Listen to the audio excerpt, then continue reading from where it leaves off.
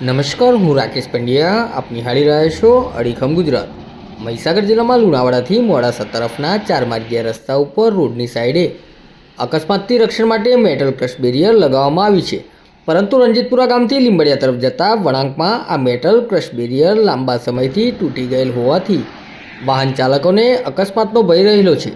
તાજેતરમાં માર્ગ સલામતી માસની ઉજવણી કરવામાં આવી રહી છે અને તંત્ર દ્વારા જનજાગૃતિના કાર્યક્રમો પણ કરવામાં આવી રહ્યા છે. ત્યારે માર્ગ સલામતીને ધ્યાને રાખી માર્ગની બાજુમાં અકસ્માતથી રક્ષણ માટે લગાવવામાં આવેલ મેટલ ક્રશ બેરિયર બાબતે પણ તંત્રના અધિકારીઓ કાર્યવાહી કરે તે જરૂરી બન્યું છે. મહીસાગર જિલ્લામાં અનેક જગ્યાએ માર્ગની બાજુમાં મેટલ ક્રશ બેરિયર તૂટેલી અવસ્થામાં નજરે પડે છે. અકસ્માતથી રક્ષણ માટે લગાવવામાં આવેલા મેટલ ક્રશ બેરિયરનું રક્ષણ કરવાવાળું કોઈ જ ન હોય તેવું જણાઈ રહ્યું છે. ત્યારે આ રોડનો મેન્ટેનન્સ કરતી કંપની દ્વારા આ મેટલ ક્રશ બેરિયરનું રિપેરિંગ કામ હાથ ધરવામાં આવે તેવી વાહન ચાલકોમાં માંગ ઉઠી રહી છે.